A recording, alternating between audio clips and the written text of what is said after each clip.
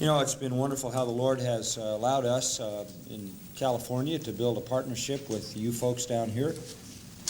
I'm so very, very grateful, first of all, to Clary and Edna Pearson, who head up Grace to You New Zealand and distribute our tapes and books down here, and work so diligently and so faithfully to make that ministry all that it can be. And they are quite remarkable people, and I certainly want to express my gratitude to them. You see them over at the book table, so you perhaps know who they are, but they're here to serve you in any way possible. And the Lord has just blessed me personally to have them as friends and co-laborers in the ministry here. And through the years, by the providence of God, we've sent many of our staff down here, and you've sent many of your people up there. And it's been a real joy to have them at the Master's Seminary and at the Master's College. And we hope in the future to be able to sustain that partnership and have you come that way and some of our people come this way and do whatever we can to be of some benefit and some encouragement, some help and instruction to those of you here who have a tremendous task of reaching your nation with the gospel of Christ. What a privilege it is to work with students. You know, when I think about all the ministries that I do, none is full of more hope than working with young people. They can be trying at times, admittedly, but what a tremendous privilege. We have about 1,100 students now at the Master's College in the undergraduate program, studying all kinds of things geared to being examples and being messengers for Christ in every field of endeavor, whether they go into a pre-med program, pre-law, history, education, business, or biblical studies or missions or whatever it is. And it's just a tremendous thing to see God bringing people through that program there from all over the world. We have about 35 nations at the Master's College. We've had some quite remarkable people come through there. I think of one student. His name was Zhao. He was from Uganda and had been trained in the university there in a pre-med program, and the government had picked him out of the students because he was such a promising student to be a medical doctor that they shipped him off to medical school. They don't have any medical schools. And they shipped him to Moscow to do his medical training in Moscow, and he didn't speak a word of Russian. So he had to go there and in a matter of a few weeks really absorb the Russian language. He was a very bright guy. And then take his entire medical training in Russian. At the same time, he was indoctrinated with communism because communism was still the reigning ideology in the university setting. And they tried to convert him to communism. It happened that he was a Christian, so it was quite an interesting experience. He graduated from his medical school in Moscow and went back to be a surgeon in the main hospital in his country. And he felt unprepared to go back and do that because he said, I can fix people's bodies, but this is what he told me later, but I really couldn't fix their soul. I really didn't have the skill to work on the souls of my patients. And so on his way from Moscow, somebody told him about the Master's College, and he came to us. All the way after medical school, he came, and we designed a special 2-year program for him to sort of imbibe everything of the Scripture that we could give him in 2 years. And he worked as a maintenance guy, cleaning up places and mowing the lawn for 2 years to learn the Bible, and then went off and now is a surgeon in the main hospital down there, and God is using him in a wonderful way. The Lord brings us people from all over the place. We had 4 students this last year from Kazakhstan. Kazakhstan is no place, basically. It's off the planet. Kazakhstan is 15 time zones from where I live, going east. It's on the backside of Tibet. It's just a little south of Siberia. It was once a part of the Russian USSR, but when the breakup came, it got its identity back. It is basically a people, a nomadic people. Kazakhs they look like Mongolians, and they are people who live and thrive off the horse. They ride around in freezing cold weather, you know, dressed up with all that Mongolian stuff. And it's amazing how the gospel has penetrated into that place. I went there, and it was quite an amazing experience. I mean, I'd never been there. Nobody had ever been there. It was just one of those places where if you ever go there, you never come back, you know. And so it's no tourism, you know. Nobody goes there. It's very hard to get there. But anyway, after a long flight across Siberia, you finally get to this place. And they had the first pastors' conference ever for that part of the world. And that meant they were coming from Kazakhstan, Uzbekistan, Turkestan, and I don't know, Kyrgyzstan. There's a whole bunch of those things. And they had planned, or 850. What happened was the Russian government, Stalin and his regime wanted to get the Christians, of course, out of Russia. So he shipped Christians to Kazakhstan in exile. And of course, they just went down there and planted the churches. So there is a strong Christian presence in that part of the world, in the midst of Islam and whatever tribal religions exist. So anyway, this is the first conference of church leaders ever in history in that part of the world. And they planned for 800, and 1,650 came. I don't know how. They all came from all different ways. I don't know how they all got there.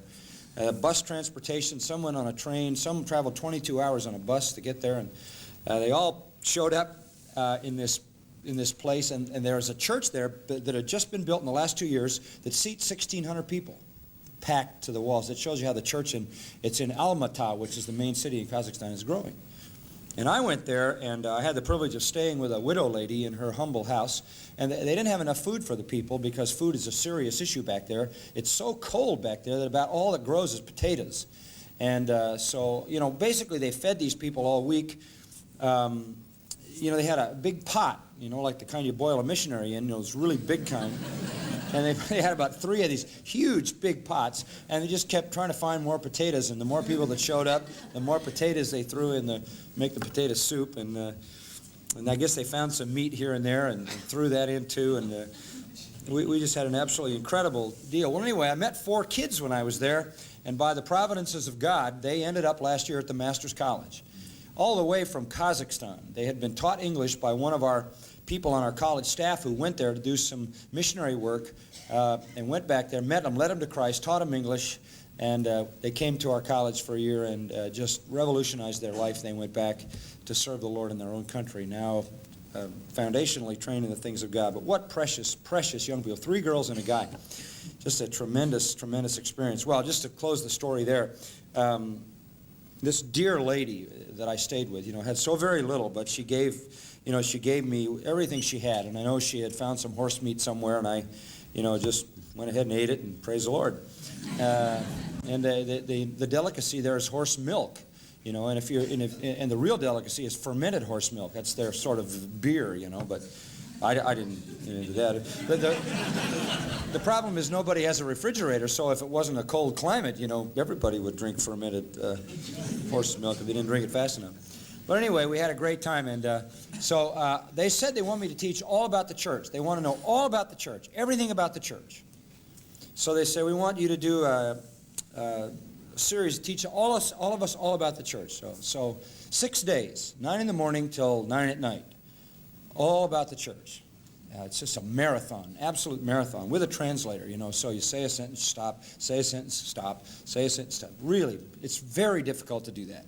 It's wearing, and it's boring, and it sucks the life out of you, and you just hope the guy's saying the right stuff, So, but I know my translator, he's the best, and that was fine, but it was a real grind. So about Wednesday, I start getting notes. These people in the former Soviet Union pass notes.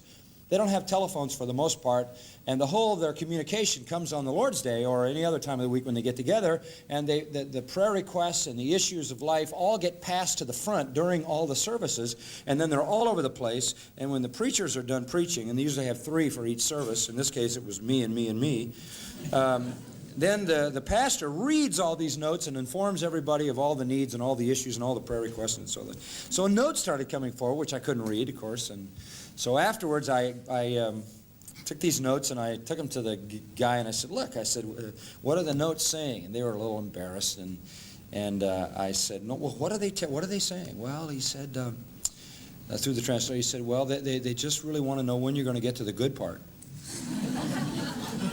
I thought, this is 15 time zones away. I'm all the way over here eating horse meat and freezing cold, and I'm here 3 days and I haven't gotten to the good part yet. This is serious.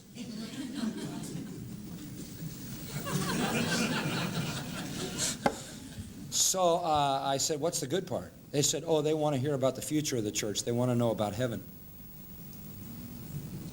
Now, what an amazing thing. What an amazing thing. I was telling them all about the church here. They wanted to know the future. There's nothing here to hold them. Totally different perspective. Totally different perspective. When are you going to get to the good part? So I told them, I said, look, Friday, from dawn till sunset, we're going through eschatology and right on into heaven. No, they're all...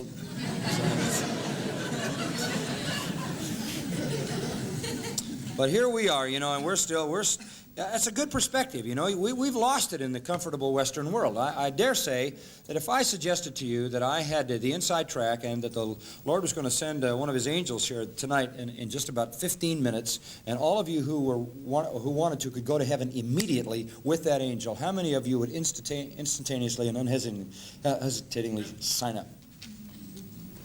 Yeah, thanks both of you. Yeah.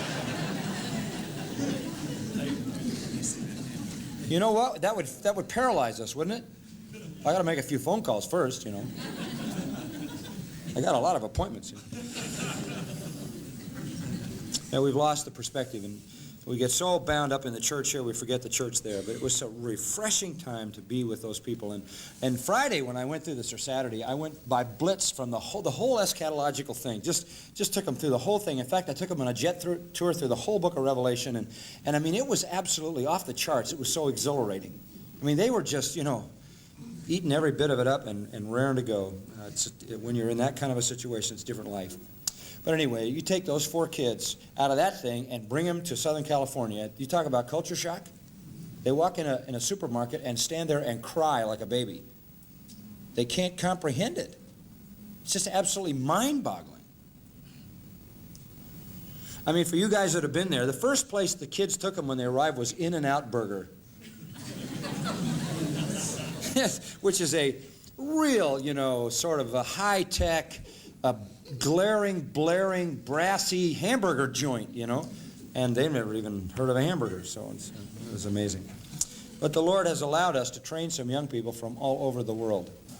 Tonight, I'm trying to cover some things in the morning session and then embellish them a little bit in our evening session. And this morning we talked about the priority of worship. We talked about the fact that the church is to be Godward in its focus, that the church is to bring heaven down. The church is to have literally an overwhelming Godward sense when we meet together for the worship of God, the exaltation of Christ, and the pursuit of holiness. This is, frankly, the antithesis of our society. Our society is self-centered, exalts its own wishes, its own will, and madly pursues its own fulfillment through its iniquities. So the society is really very opposite. That's why we said the church should be nothing like anything people have ever experienced. And as we think about the culture, some people have been saying to me, well, how can the church worshiping, exalting Christ, pursuing holiness be relevant to the culture? You need to understand the culture, I think. The culture is not just misinformed. The culture is much more seriously blighted than that. The culture is not just misinformed. It's not just ignorant. It's not just untaught. It is wicked. It is wicked. And we have to understand something else about the culture, and this is what I want to address tonight. The culture may well be, in fact, I'm fairly confident it is in my own country, it may well be already experiencing the judgment of God, which casts a very serious shadow over the whole deal. To show you that, I want to take you to Romans chapter 1 and try to kind of unfold this passage a little bit. Romans 1.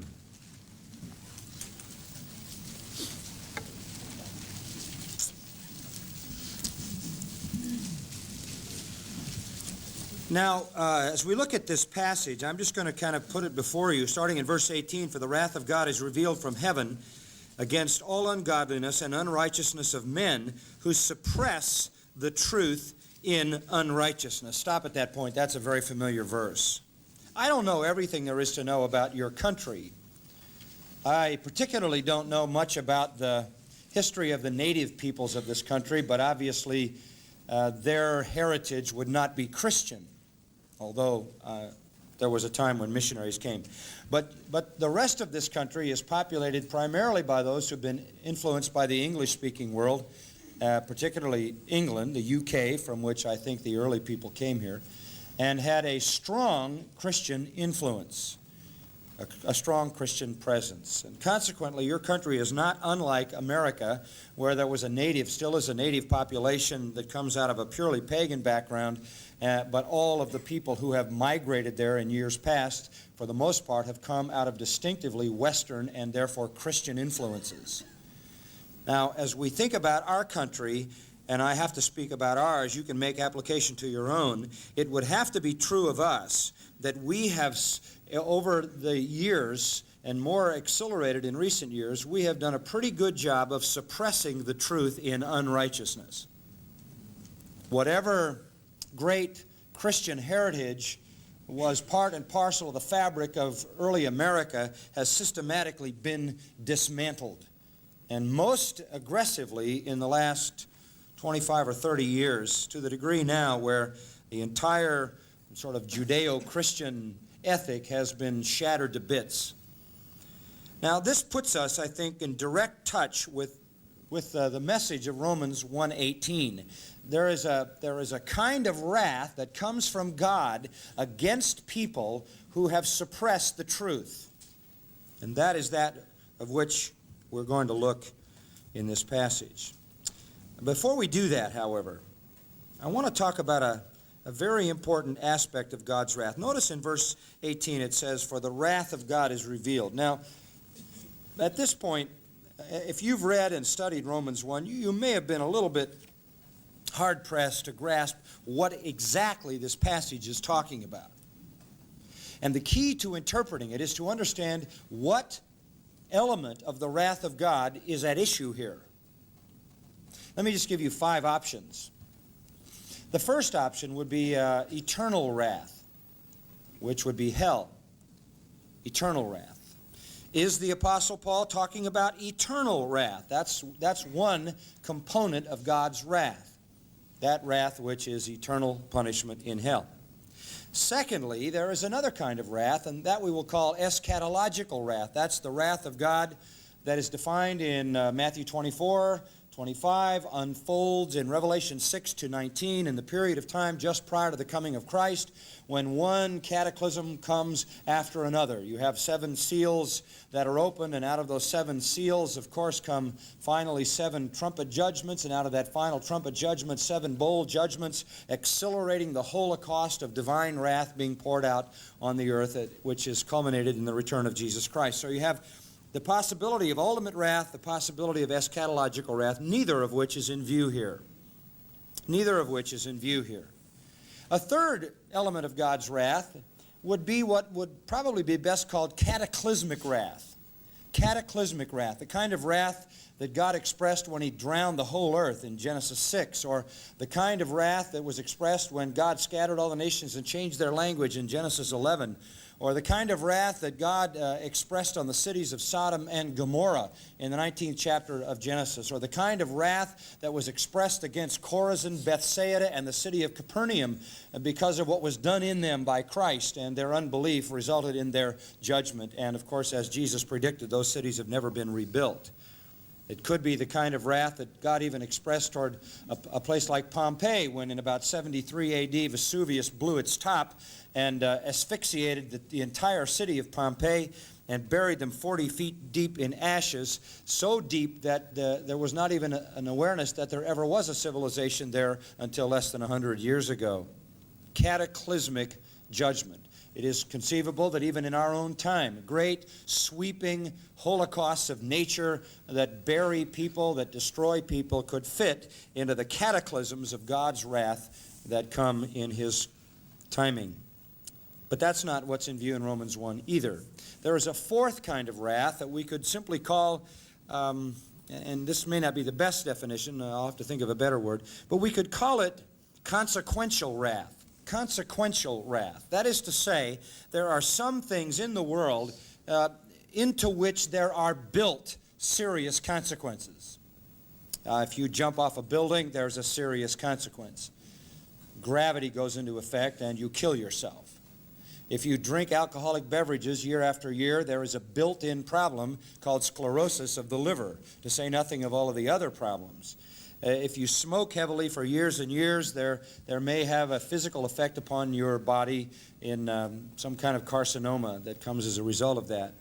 If you decide you're going to live a dissolute and sexually promiscuous life, you may well contact some serious venereal disease, and if you want to live as a homosexual, you may have to face the reality of AIDS. You say, is that the wrath of God? Of course, that's built into the fabric of human life. It's a consequence of sin built into the natural sequence or the natural consequence. You choose certain kinds of behavior, you have certain built-in effects. I think that's what Paul had in mind in 1 Corinthians 6. You remember he was talking about sexual sin, and he said there are all kinds of sins, but this sin is a sin against the body. Remember that? And what he meant was it has tremendous implications in terms of venereal disease, which, by the way, in ancient times was the source of many terrible deaths and terrible plagues. But that's not what he's talking about either. He's not talking about eternal wrath, eschatological wrath, cataclysmic wrath, and he's not even talking about consequential wrath. What kind of wrath is he talking about here? What kind of wrath? Well, let me back up a little bit. One of the most tragic scenes in the Bible is the story of the strongest man who ever lived, the only real Superman, Samson, a fascinating character. But this is what it says about him in Judges 16. When Delilah saw that he had told her all that was in his heart, she sent and called the lords of the Philistines, saying, "Come up once more, for he has told me all that is in his heart." I mean, Delilah was a wretched, rotten deceiver, wasn't she? She got him in there. She never, ever broke her Philistine ties. And, of course, the Philistines hated Samson because he had killed so many of them. And so when she got him into the right situation and got him to tell how it was that he was strong, of course, by then he had so totally compromised his life. It wasn't the first time he'd done that with women, but it was the last. And so he is now vulnerable. The Philistines came up to her and she sought the money, so they brought it to her, pay her off for this betrayal. She made him sleep on her knees, Judges 16:19, called for a man and had him shave off the 7 locks of his hair. Then she began to afflict him, to tickle him or whatever, poke him, and his strength left him. And she said, "The Philistines are upon you, Samson." And he awoke from his sleep and said, "I will go out as at other times and shake myself free." He jumps up and says, "I'll take care of those guys." And then this most dramatic statement is made in the 20th verse of Judges 16, but he didn't know that the Lord had departed from him. He didn't know that the Lord had departed from him. And the Philistines seized him and gouged out his eyes, which was a very common way to treat an enemy in those days. Brought him down to Gaza, bound him with bronze chains, and he was a grinder in the prison like a mule. He didn't know that the Lord had departed from him. He was abandoned by God. Because of his sin, he was turned over to the natural sequence of his sins. Let's further examine this idea of being abandoned by God. In Judges chapter 10, earlier in that same book, verses 13 and 14, the Bible says, and God is speaking, "You have forsaken me and served other gods. Therefore, I will deliver you no more. Go and cry out to the gods which you have chosen. Let them deliver you in the time of your distress." That's the same thing again. God says, I'm done. Abandoned by God. Not just a man, but a people. Listen to Proverbs 1, where you have the same thing. Proverbs 1:24, "Because I called and you refused, I stretched out my hand and no one paid attention, and you neglected all my counsel and didn't want my reproof, I will even laugh at your calamity. I will mock when your dread comes like a storm and your calamity comes on like a whirlwind, when distress and anguish come on you. Then they will call on me, but I will not answer. They will seek me diligently, they will not find me, because they hated knowledge and didn't choose the fear of the Lord. They wouldn't accept my counsel, they spurned all my reproof." And then this, So they shall eat of the fruit of their own way and be satisfied with their own devices. Same thing. You're going to call, I'm not going to listen. I'm going to turn you over to the consequence of your own sin. I'm going to turn you over to more and more iniquity. In Hosea 4:17, you have another indication of the same thing, being abandoned by God. It says, Ephraim is joined to idols. Do you remember the rest? What? Let him alone. You would think it would say, Ephraim is joined to idols, go get him, but it doesn't. Ephraim being another name for Israel. Ephraim is joined to idols, let him alone. God is saying, I'm done. It's like Genesis 6:5. My spirit will not always strive with man. There is a time when God just backs out. God comes to a point where he lets a nation go to the consequence of their own sinful choices. That is to be abandoned by God. And you see the same thing in the New Testament with regard to the Pharisees. Jesus said to the disciples in Matthew 15:14, leave them alone. They are blind guides of the blind. Now this is a frightening thing, but it is the fifth and most important aspect of the wrath of God for us to understand this passage. It is the wrath of abandonment. It is God's wrath expressed, to put it simply, when he removes any restraining grace. He just removes restraint and turns people over to the direction they have chosen, so that iniquity becomes accelerated. I believe that this is true of much of Western culture, that God has just abandoned it. I don't think we're sitting on the brink about to be in the judgment of God. I don't think we're anticipating the judgment of God. I don't think the judgment of God is coming. I think we are in it.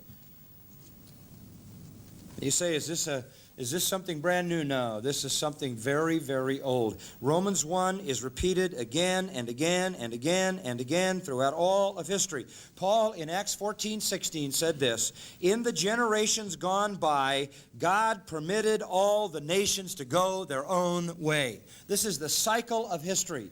The nations rise and they fall. They rise and they fall. They rise and they fall. Like nations of old, coming and going. And like those nations, I believe that we live in a society today, it's almost a global village, because the influences can crisscross so fast, it's hard to make any national borders work to prevent one's corruption from becoming another's corruption. And so we have today much of Western society victimized by the same iniquities and evidencing the same abandonment by God. No scripture more directly confronts this abandonment or its consequences than Romans chapter 1. I just gave you those others to give you sort of a biblical context. But here in Romans 1 is the most graphic and the most comprehensive description of being abandoned by God, and I believe that it best explains the moral chaos that we are experiencing in our society today. And you'll see that before we're done. I'm not going to have to convince you of this by just talking loud. You're going to say, oh, wow, this is really right when you see the passage unfold. God's wrath is already at work in our culture. We are not waiting for it. We are experiencing it now. Experiencing it now. Now, in verse 18, it says, for the wrath of God is revealed. And then it goes on to say why.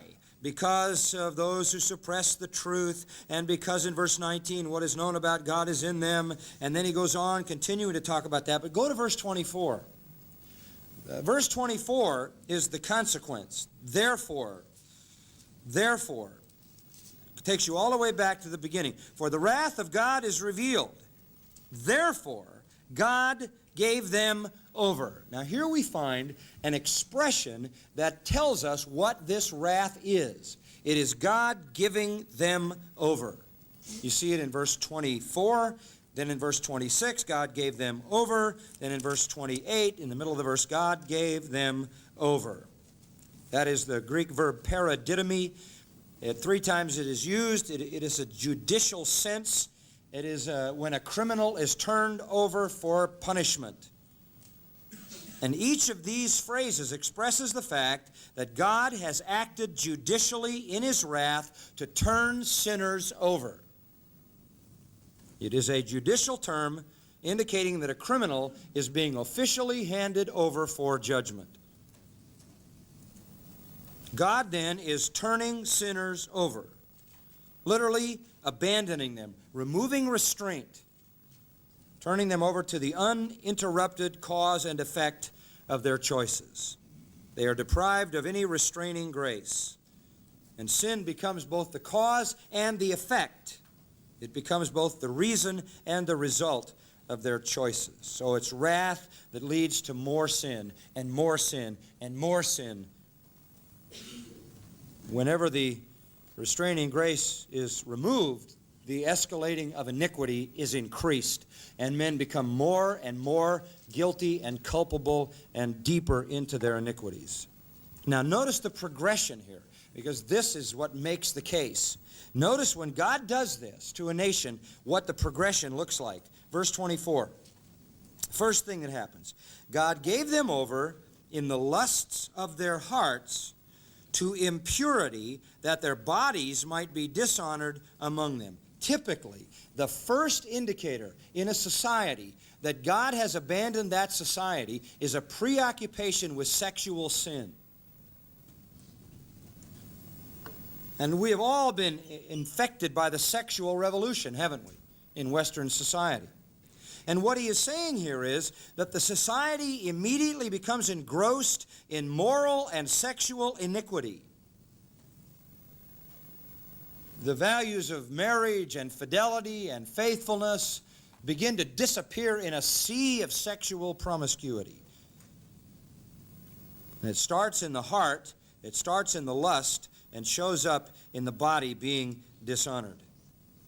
The wicked heart followed by the expression of that wickedness in the body. So when God acts in judgment, this kind of judgment of abandonment against a society, the first step is he gives them over to sexual iniquity.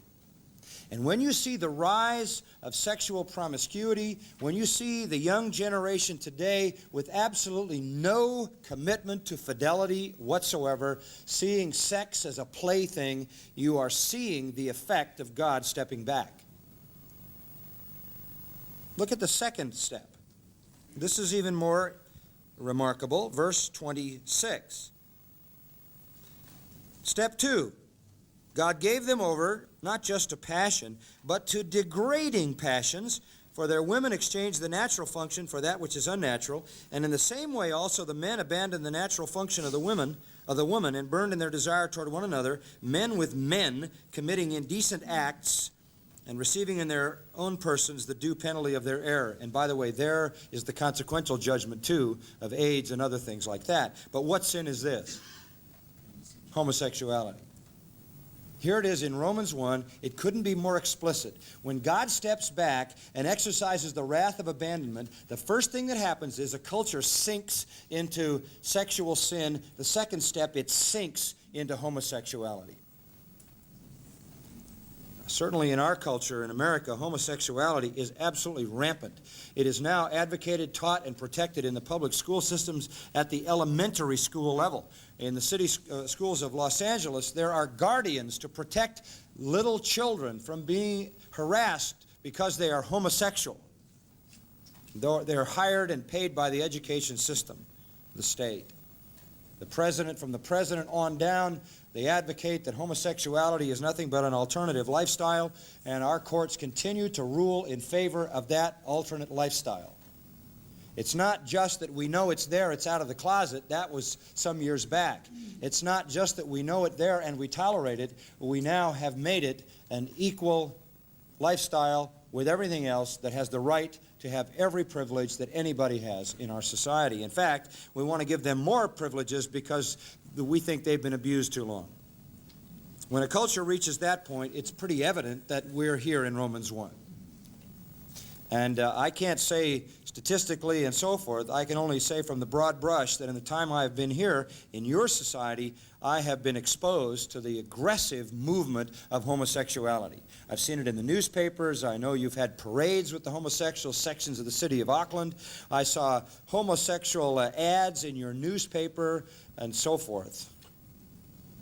And when the society tolerates that, when the society no longer marks that out as deviant behavior, it is evident that God has stepped back and turned that society over. By the way, in discussing homosexuality in verses 26 and 27, Paul starts with the women, and that's quite remarkable, I think, because originally, when I first heard about homosexuality before it was to the degree it is today, and did some study into it, it was sort of like 1 in 10 homosexuals was a woman. It was somewhat uncommon for a woman to be a homosexual. And I think it's safe to say that women, when it comes to morality, are really the last to go because of their mothering instincts, because of their protective instincts with their children. And Paul is saying it reaches the portions when God has set his wrath in motion that the women come first. They're leading the parade. And I'll promise you right now that the strongest, most aggressive, and virulent advocates of homosexuality in America over the last 15 years have been the women's liberationists. In fact, that whole movement was spawned by lesbians. When God steps back, that's step 2. Step 3 is in verse 28. As you go down the sequence here, middle of the verse, God gave them over to a depraved mind. That's the last step. That's the bottom. You might be surprised that there's a step lower than homosexuality, but there is a depraved mind. You know what the word depraved is? It's that word adokimos. It means tested and found useless. A useless mind. Disqualified for its intended purpose. Can't think. What happens finally is that the reasoning faculty of the culture becomes so corrupt that the culture can't fix anything. The people who are supposed to be the minds are useless. Sexual sin is rampant, homosexuality is rampant, and the minds of those who should know what to do are gone. So what do you have in our country? What do we have in America?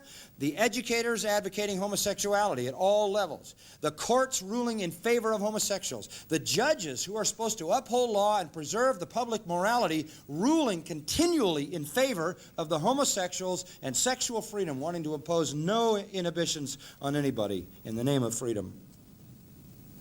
You keep waiting for somebody, maybe a president, maybe a senator or a congressman or a judge or somebody somewhere or some educator to stand up and say, this is insane. We're killing people. We're destroying our society. We're wrecking homes. We're destroying children. But no one ever does. Never does. The mind is gone. And when the mind is gone, there's no hope because you can't think. Can't think. You can't reason, you can't come to reality. And so what happens is they do all kinds of things which are not fitting. Then all hell breaks loose. And then you've got unrighteousness, wickedness, greed, evil, envy, murder, strife, deceit, malice. You know, just everything in the LA Times every day. Slanders, haters of God, insolent, arrogant, boastful, inventors of evil. I'm telling you, some of the evil that's being invented, if you turn on some of the talk shows in America, you can't even believe the stuff you're seeing that they're inventing. And then down in verse 32, just one quick comment. Not only do these people do these things, down deep knowing they're worthy of death, knowing their sin, but they not only do it, but also give hearty approval to those who practice them. What you've got is the culture applauding the perverts. Now, that describes the wrath of abandonment right there. There it is.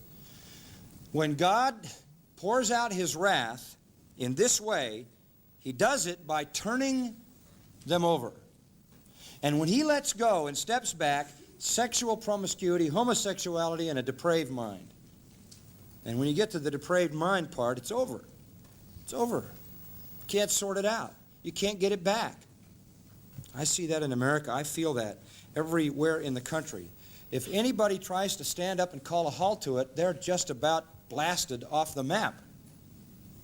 And the system itself, the people at the top, the leaders of the system, and the leaders in the education realm, in the courts, all of them have been educated in the university system, which has propagated this stuff. All of them are mental, moral midgets. They can't reason. Why? Because they're swept up in this stuff. Their minds are useless. Their own lives destroyed morally, mentally, emotionally, physically. It's a horrible thing. And now what we've got is a culture running muck, culture running absolutely crazy all over the place, people committing all kinds of crimes at a pace that we can't even begin to keep up with. And you can turn on your television and watch the studio audience applaud the perverts. Now that's the wrath. That's the wrath. The question is, why does God abandon a society? Why does he do that? Let's go back to verse 18. Because in verses 18 to 23 we have the why, and this is pretty profound stuff here. Why does God abandon a society? Well, I was going to say to you one little footnote. When we talk about the mind being corrupt in America, the whole of morality is so inverted and perverted that it's staggering. I guess it's been about 2 years ago, maybe a year and a half ago. MTV. I don't know if you have MTV. It's the worst. It's the trashy cutting edge of rock music. It's the Madonna and all those people in their videos, and it's on like 24 hours a day, educating a whole generation of young people in that trash. But MTV wants to purport itself as on the cutting edge of culture. And so recently, or within the last 2 years, they did a study of sin on MTV. That stands for Music TV. They did a study of sin, and they did a 2-hour presentation on sin, which I was so shocked they were going to do it. I saw the replay of it on the public broadcast system. It was absolutely unbelievable. What they did was they started with the medieval list of the 7 deadly sins. You've heard of the 7 deadly sins? The 7 deadly sins is a medieval list that was put together by some monks. It's a pretty good list, really. What it is seven primary motivations that are behind all sin: lust, envy, laziness, covetousness, pride, anger, greed. I think I got them all.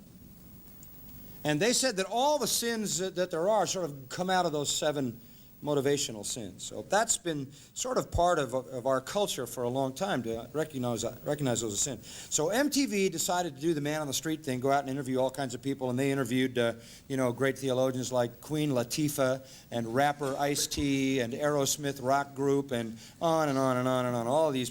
And they interviewed movie stars and all of this. And the end result of the thing was really unbelievable. They asked a question like, they asked one of the Aerosmith singers, as a rock group, they said, is lust a sin? And he said, a sin, man, that's what I got in the band for, man. It's lusting for those little girls in the front row. Are you kidding me? They asked Queen Latifah if pride was a sin, and she said, pride's not a sin, pride's necessary. They asked Ice-T, this guy who has these angry rap songs, if anger was a sin, and he said, no, anger is necessary, man. He said, when we did that record called Cop Killer, we were angry. And they literally exalted every one of those sins for 2 hours. And at the end of the whole program, they said this: the only real sin to be avoided is the Victorian idea that says somewhere there's a God whom we have to worry about offending. That's the only real sin. Literally upside down and inside out. And that's where the culture's going at a mad race. I was in Moscow, and I was in Kiev in an oblique hotel in the middle of nowhere, and I was over in Minsk in an even more obscure place in Belarus, and MTV's everywhere, propagating all of this all over the globe. It's a frightening thing. In fact, with all the national borders coming down and with communication crisscrossing everything, I'm almost to the point where I have to believe the Lord's going to come pretty soon, because he's going to have to abandon the whole world because they're all going to be in the same bag.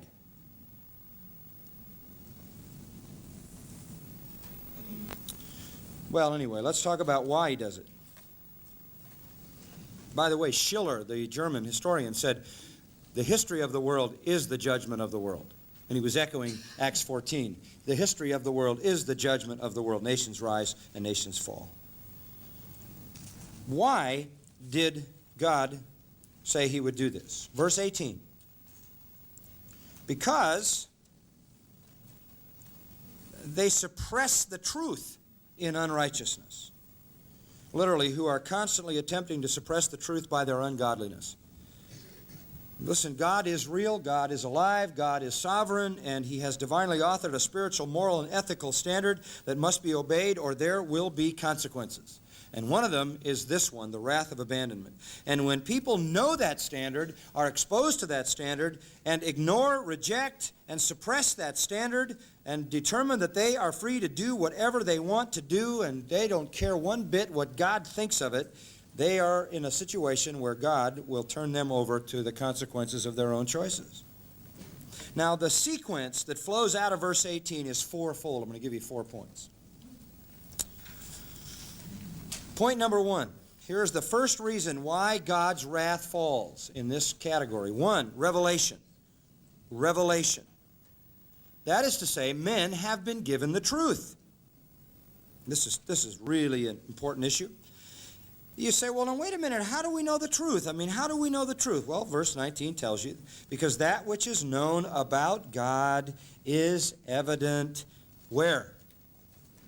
Where? Within them. Within them. It says within them.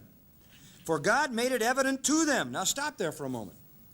Every human being coming into the world has the evidence of God in him. In him. How is it there? How is that evidence in him? Well, first of all, this is just so very, very basic. First of all, he says, for since the creation of the world, His invisible attributes, His eternal power, and divine nature have been clearly seen, being understood through what has been made, so that He's without excuse. All right, the first way that man inside knows God is through creation. You say, well, how does that work? Very simply. Very simply. God has inlaid the evidence of Himself in existence in the human heart through the simple process of human reason. Human reason looks at the universe, the world, and all that exists, and the natural response to such a look is to ask the question, who made this, right? That's just reasonable. That's just rational. That's basic human reason. Basic human reason operates off of a cause and effect continuum. That's the building block of human reason. I don't want to get too philosophical here, but everything in our life that functions rationally functions off cause and effect. All of it does. It's all a cause and effect continuum. As soon as you abandon that, you are irrational. Any scientific study, any empirical study, any objective study is an analysis of cause and effect. And cause and effect ultimately leads you back to the epitome of that dilemma, and that is, who is the first cause? Nobody ever saw a watch and thought it exploded into existence. Nobody ever saw an automobile and thought it was some accidental collocation of atoms in a junkyard. Everybody assumes that somebody made those things. That's rational, isn't it? That's rational. And rationalism takes you back ultimately to the massive question of who made the whole thing. That's just human reason. And it's built into every single person. The mind itself pushes you back in the rational process to the existence of God. It's not obscure. That's why all across the history of the world, all across all the nations and peoples that have lived, they have always believed somebody is in charge. They have always identified, even if they made up their own gods, a supernatural source. It's not obscure. It's normal to believe in God. It's just rational. In fact, it's idiocy not to. Evolution is irrational. It is idiotic. It is stupid. It is contrary to everything in the human realm of reason. It's nonsense. You say, well, why in the world do people believe it? Because they do not want a God to whom they are accountable. Plain and simple. It's not intellectual, it's moral. Now let me talk about that for a minute, but I'm going to talk about something else for a minute that's not here, and then I'll come back to this. There's a second path built into the fabric of man whereby he can know God apart from reason, and that is the law of God written in his heart. Look at Romans 2. We have to go over there to get this, but in Romans 2:14 it says the ethnos, the pagans, the Gentiles, the pagans, who do not have the law, that is, they don't have the written law, the Mosaic law, the Scripture, but they do instinctively the things of the law. Isn't that interesting? Yeah, I'll shock you a little bit by saying one of the most law-abiding cultures in the world is the Arabic culture of Islam in the Middle East. And their code of morality forbids murder, cheating, stealing, lying, fornication, adultery. It's an amazingly biblical list of sins in Islam. And they run a real tight ship. I mean, I don't think I'd be a thief over there, because if they catch you, they chop your hands off. Now, where did they get that moral code? They don't believe the Bible. Where did it come from? It's built into the fabric of human life. God has put the knowledge of right and wrong in the human heart. There is a law instinctively, so that they, not having the law, verse 14, are a law to themselves, in that they show the work of the law written in their hearts.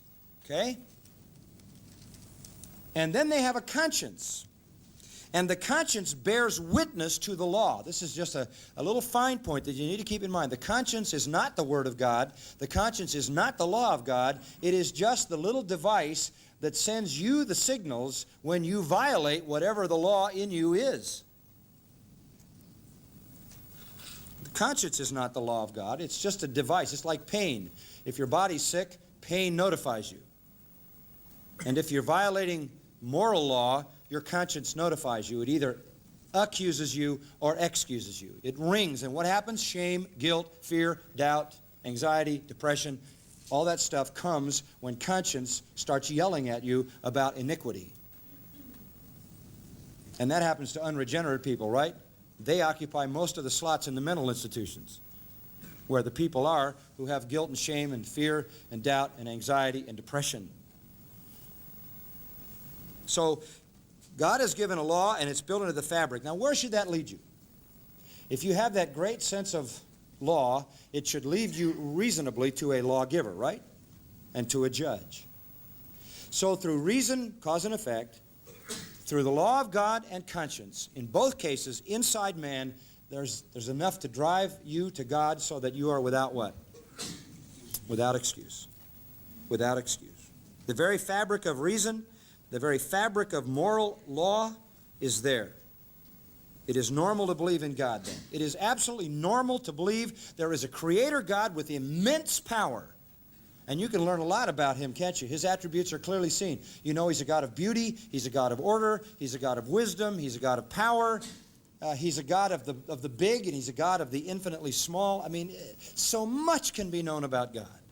And you look at life and you say, he's a God of tenderness, he's a God of compassion, he's a God of love. Where else would that all come from, right? You can learn so much about him. And then when you turn to the moral side, you know that he sets standards. There's a right, there's a wrong, there's a law, there's a lawgiver, there's accountability. Even Romans 1:32 says, they know, even they do these things, they know that practicing such things, they are worthy of death, and they still do them. What tells them they're worthy of death? Conscience. Of course, the culture wants to destroy conscience, and it wants to reprogram the law, doesn't it? That's what MTV is trying to do. The culture wants to reprogram the law, and the psychologists want to silence your conscience by telling you shouldn't listen to your conscience. You're really a wonderful person. But nonetheless, the point here, go back to Romans 1, the point here is that which may be known of God is written in man, both from reason and from moral law. Let's go back to the point of Romans 1, which is the idea of reason taking you to a creator. Whenever in the book of Acts you watch the apostles evangelizing, whenever they evangelized Jews, they always started their evangelism with the Old Testament. Understandable, right? Because the Jews believed it. So they would start with the Old Testament and they would go to Christ. But whenever they evangelized pagans, do you know where they started? With creation. They always started with creation. Look at Acts 14. This is quite consistent and quite remarkable. Acts 14, verse 15 to 17. Paul and Barnabas here in Iconium, Derbe, Lystra. And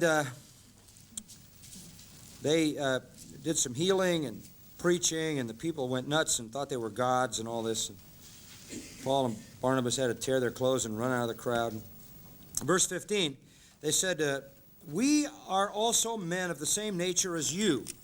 Now, he's talking to pagans. And we preach the gospel to you. And we want you to turn from these vain idols to whom? The living God. Who is the living God? Well, he's the Orthodox, evangelical, biblical, fundamental God. Oh, no. The living God is the one who did what? Who made the heaven and the earth and the sea and all that is in them. Oh. You see, there wasn't anybody teaching evolution then. Everybody still had enough brains to realize there had to be a cause. And that cause had to have personality to create personality. He had to have personhood to create personhood. Oh. The ultimate cause, the ultimate God. That's where they always started with the pagans. You always start with the one who made the heaven and the earth. You remember Jonah? Jonah was an evangelist, wasn't he? He was a lousy one. He got on a boat, and the storm came, and they were all afraid they were going to drown, a bunch of pagan sailors. And so they're all discussing, what are we going to do, what are we going to do, what are we going to do? And finally they drew lots. And you remember the lot fell to Jonah, and they said to Jonah, what's going on? He said, it's all happening because of my God. And they said, who's your God? And he didn't say, my God is the Orthodox, fundamental God of Israel. Now, that kind of oblique definition wouldn't help them. So what did Jonah say to them? My God is the God who made the earth and the sea. Oh, that God. Wow. He said, throw me in and it'll stop. They threw him in and it stopped. And you know what? I think those people turned to the true God that day, and you'll meet him in heaven. There was a revival on that boat, and he had to be underwater in the mouth of a fish to cause it to happen. That shows you how effective he was. If God could just get him out of the way, he could get the work going. So the whole point was that any rational person would be interested in knowing who the Creator was. Go to Acts 17. And we're moving from the common man to the elite here. Verse 23. Paul's on the Areopagus on Mars Hill in Athens, where all the brain trust of the Greek world mingled.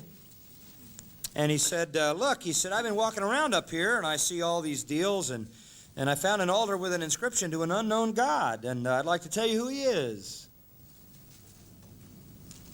I'll tell you who he is, verse 24. He's the Lord who made the world and all things in it. He's the Lord of heaven and earth. And he doesn't dwell in temples made with hands, and he's not served by human hands. And he himself gives to all life and breath and all things. And he made from one every nation of mankind. In other words, he just goes on describing the Creator, right? The first cause. Evangelism to the pagan always begins with the first cause. Let me say something that I think you need maybe to think about. The most devastating philosophy ever developed to hinder evangelism in a pagan world is the theory of evolution, because it eliminates the compelling need to answer this question. You talk about one of Satan's, it took Satan a long time to come up with it. Not till Charles Darwin. It took him a long time to come up with it. But boy, when he came up with it, he literally has obliterated a whole world of people who don't want that question answered. It doesn't need to be answered. That's why evolution, which, by the way, is the foundation of our culture. It's the foundation of our science. It's the foundation of our Psychology, it's the foundation of our entire society. It's the foundation of our morality. If there's no God, then there's no morality, right? There's nobody to answer to. So you do whatever you want. The primary revelation of God comes through common sense reasoning of cause and effect. And when you destroy that, you have cut people off from having to have answered the most urgent and compelling question in the universe, and that is, who made this? Our society is not asking that. It's not asking that. But you know what? They're going to be accountable because they have suppressed the truth. Their reason and their conscience should lead them to God, and they refuse to let it happen. And again, I say it is not intellectual, friends. It is moral. They love darkness rather than light, not because they can't conceive of light, but because their deeds are what? Are evil. And Paul says in verse 19 further about this, verse 20 about this revelation, since the creation of the world, since the whole thing started, his invisible attributes, his eternal power, his divine nature are clearly seen. I mean, you just look at the world around you. How can these people... And I think of so many. Have you ever heard of the bombardier beetle? You ever heard of that? It's a weird little beetle. It's got 2 sacks of poison in it. And it fires those 2 sacks out of 2 different places in its mouth, and when they mix, they blow up in the face of their little insect enemies. Now, how did that evolve? Without blowing up the experimental model.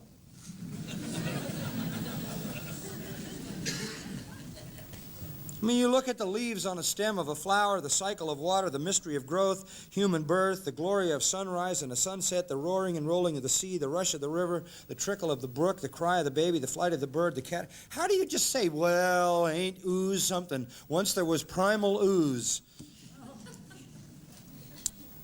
How do birds learn to navigate by the stars? Tell me that. Ever heard of an archer fish? It's a funny little fish. It fires a stream of water and knocks insects out of the air. It doesn't eat them. It just does it for the fun of it. It has nothing to do with the survival of the fittest. You read about a mite, and a mite lives in the ear of a moth. But if there's a mite in both ears, the thing can't fly, and it crashes and dies. So there's never more than one. If there's a mite in one ear, there won't be one in another. Now, how does the second mite know?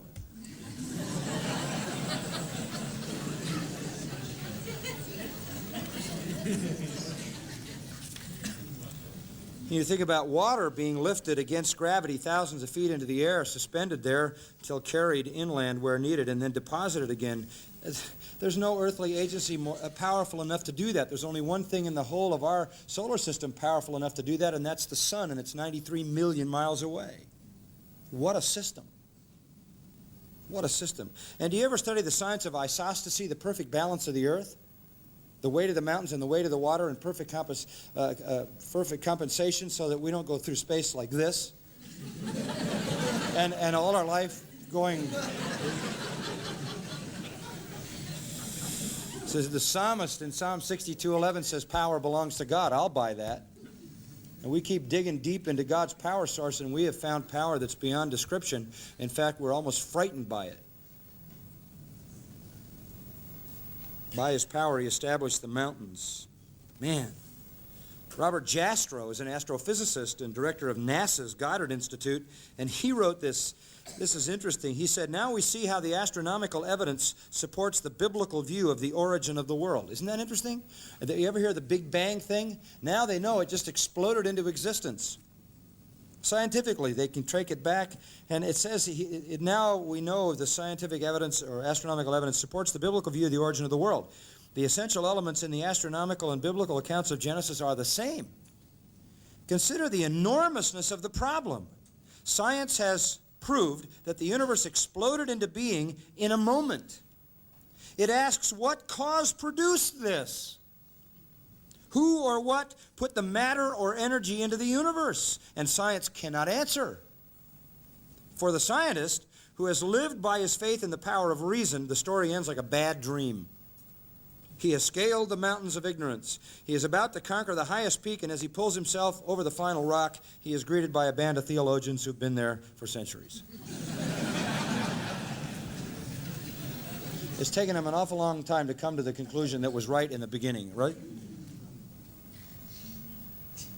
I always think about the fact that there was a scientific discovery of classification. In other words, classification is a big deal in science.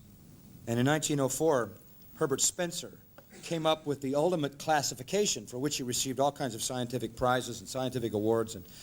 And he said there are 5, everything in existence can fit into 5 categories: time, force, action, space, and matter. And the scientific world just hailed that. I mean, that was absolutely astonishing and so forth. Time, force, action, space, and matter. Everything in existence fits into one of those. I remember reading that and thinking to myself, that's Genesis 1:1. In the beginning, time, God, force, created action, the heavens, space, and the earth, matter. Nice going, Herbert.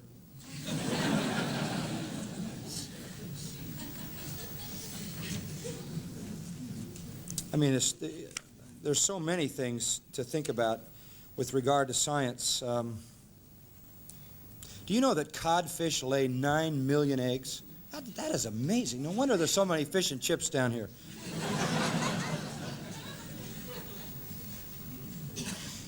Do you know that a tail of a comet can be 1,000,000 miles long? I mean, just that kind of stuff. You just go from one to the other. And these people mill around in this stuff all the time who are scientists, and they keep coming to this conclusion that nobody did any of this. It's idiotic. That's how compelling their iniquity is. You understand that? Now, if any culture in the world has suppressed the truth, we have. In evolutionary theory, we've crushed it. And I really believe that God, because of revelation, first point, has abandoned us. Second point, rejection. And this just follows, you know, the Revelation in 19 and 20. Verse 21, even though they knew God, reason took them there, moral law took them there, they refused to honor him as God, they refused to thank him for what he had done, so they became futile in their speculations, their ideologies, concepts, theories, philosophies, and their foolish heart was darkened. So, first, revelation, God revealed the truth. 2, rejection, men turned from it. Men turn from the truth. They will not honor God. They'll suck out of life all the joy, the beauty, the laughter, the pain, the tears, the thrills, the pleasure, the talent, the sex, the children, the families, everything. They'll just suck it dry, and they'll never thank God for anything. They'll deny he even exists. And what are they left with? Empty human speculations. Empty human speculations. Just a bunch of stupid, foolish human ideas. And their foolish heart is darkened. It goes black. The lights go out. Rejection. Isaiah 47:10, Isaiah said, you felt secure in your wickedness and said, no one sees me. There's no God up there. Your wisdom and your knowledge have deluded you. For you have said in your heart, I am, and there is no one besides me. That's an evolutionary statement, isn't it? I am, and there's no one to answer to. They become empty, useless self-gods, and into the vacuum of their emptiness is sucked the darkness, and the light goes out. There's a third point. We need to hurry a little bit. I'll make the next ones briefer. Third point is rationalization. They go from revelation to rejection to rationalization. This is really, really obvious. The light's out, their dark hearts, they got their stupid speculations, but they rationalize and insist they're doing fine. God gives the revelation, they reject the revelation, and then they insist they're doing fine. Look at verse 22. Professing to be what? What? They give each other PhDs for their stupidity. That's right. They give them each other professorships for their stupidity. Professing to be wise, they have become fools. The Greek word is morino, morons. Proud morons. You know what they remind me of? They remind me of a guy in a mental institution I read about who was lying in bed and he kept saying, I'm Napoleon, I'm Napoleon, I'm Napoleon. And the guy in the next bed was sick of it. So he finally said to him, look, who told you you're Napoleon? He said, God did. To which the first man replied, oh, no, I didn't. Now look, who's nuts? It reminds me of a woman who took a duck to see the psychiatrist. A duck on a string. She walked in the office and the guy took a look and said, how can I help you? She said, it's not me. You've got to help my husband. He thinks he's a duck. Who's really nuts? See that there's no perception of reality. The light's out.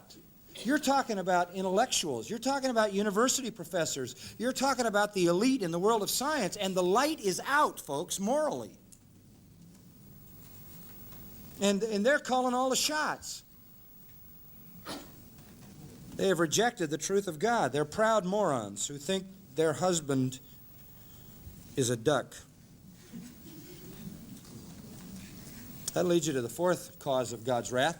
First is revelation. God revealed the truth. Second is rejection. Men turn from the truth. Third is rationalization. They think they're wise. The fourth is religion. Now, they got to put something in the vacuum. So verse 23 says, they exchange the glory of the incorruptible God, and they make idols. Birds, four-footed animals, crawling creatures. They wind up worshiping the creature, right? Isn't that what it says? Down in verse 25, we skipped over it. They serve and worship the creature rather than the Creator. Yeah, it's the same thing. Verse 28, they didn't see fit to acknowledge God any longer, so in the place of God, they put some gods of their own making. You know, Voltaire said God made man in his own image and man has returned the favor. He creates a God that's like him. He creates a God that suits him. Listen, men do not ascend from the muck of paganism and ignorance to the truth of God. They descend from the truth of God to the muck of religion. Religion is not man at his highest. It is man in the muck. It is man at the pits. It is man at the lowest. He falls from the truth of God to the slime of false religion. Religion is not man at his highest. It is man at his lowest. The ultimate insanity is to invent a God. Is that not nuts? For you to invent a God? That's crazy. Then that God would have to be inferior to you. Who needs it? It's the ultimate insanity to create non-gods. And the idols tend to come in earthy forms and animal forms. Whether you're talking about the primitive statues of the animistic cultures or whatever, you're talking about the silly Greek half horse, half man kind of goofy things. Or whether you're talking today about the Mother Earth cult. The big cult today is ecofeminism, the worship of Mother Earth. And you know, they're really big on the animals, you know, save the spotted owl. And in Malibu, which is a sort of a movie colony of wealthy people, they just gave dolphins equal citizenship with people. This is true. You know, and the concept I've heard from these wacky people is a rock is a rat, is a dog, is a boy. I mean, the idea is, you know, we're just all along the evolutionary chain somewhere, and we got to, this is all there is, and we got to worship this, and the only creator is Mother Earth. Mother Earth doesn't have any morality, so she's fairly safe. They worship, whether it's the Roman eagle in Jesus' time, or the spotted owl in our time, or the golden bulls of Egypt in Old Testament time, or the whale and the dolphin of today, from the worship of a stick to the worship of Mother Earth. Whether you're an aboriginal or an environmentalist, it's the same junk. In fact, I'd love to get with environmentalists and just remind them that if you think we're messing up the earth, wait till you see what Jesus does to it. Look, this is a disposable planet, so step on the grass and shoot a deer and smile. This is a disposable planet, you know. This baby is here and gone, and it's going to burn up, and there's going to be an eternal new heaven and a new earth. This is meant to be used up. It's disposable, okay? I don't mean you have to be, ridiculously irresponsible, but hey, use it. It's here for that purpose. It is never intended to last forever. But when you've got no God, all you've got that somehow is bigger than you is this. And so you turn it into your deity. And then your whole life is geared to save the earth. Hey, this baby's going up in smoke sooner or later. Some of it down here is sooner. You've got those mountains going even now. Anyway, whether it's Islam or ecofeminism, it's insanity. Isn't it amazing that reason and moral law leads us to God, and men just can't deal with that because they love their iniquity, so they invent the stupid kind of religions that they invent.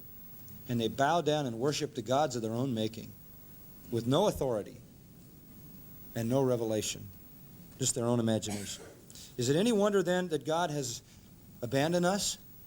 We abandon Him, right? You say, well, this is a very encouraging message, John. No, you're telling us we're living in a culture that's under the judgment of God. I really believe that. You say, well, what's our responsibility? May I make a suggestion to you? This is not a good time for weak men preaching weak messages in a weak ministry. This is not a good time for soft selling the message. This is not a good time for playing games. This is not a time to lower the standards of holiness or to somehow mitigate the message of the gospel. This is no time to befriend the culture, okay? Strong men, strong messages, strong churches, strong ministries for a desperate time. Not the time to court the culture, folks. Time to confront the culture. I want to close in Psalm 81. And this is the last passage. So, Psalm 81.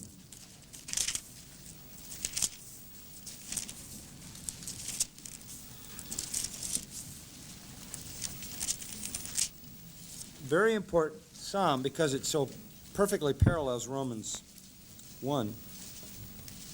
Psalm 81:11. But my people did not listen to my voice, and Israel did not obey me. Now here you have the same thing, right? When they knew God, they glorified Him not as God. Verse 12. What does verse 12 say? So I what? Gave him over. Same exact expression. Listen, this isn't just true of us. This was even true of Israel. So I gave him over. I gave him over to what? To the stubbornness of their own heart, to walk in their own devices. I just let them go. Is that the end? Look at verse 13. Here's the heart of God toward a culture under the wrath of abandonment. Here's the heart of God. Oh, that my people would listen to me, that Israel would walk in my ways. Beloved, that is the message to the culture. Oh, that my people would listen to me, that Israel would walk in my ways. What we have to call this culture back to is God's word and God's ways, right? And if they do that, verse 14, it's not too late, folks.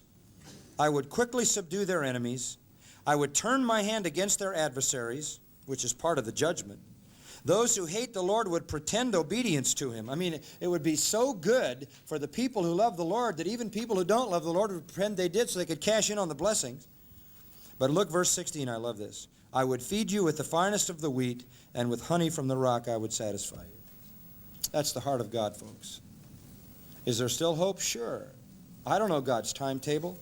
But there's only one path, and that is to look at verse 13. Oh, that my people would listen to me and that Israel would walk in my ways. The only hope for any society is that they hear the voice of God. So what is the church going to be? The voice of God. And we have to make it clear and distinctive that this is the word of God and these are the ways of God. And call out people from this judged culture.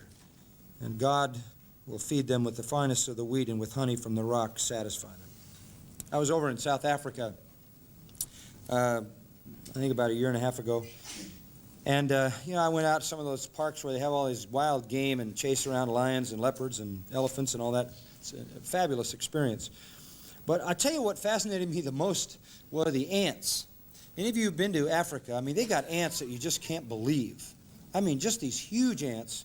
And they live in these colonies that are as high as 30, 35 feet high.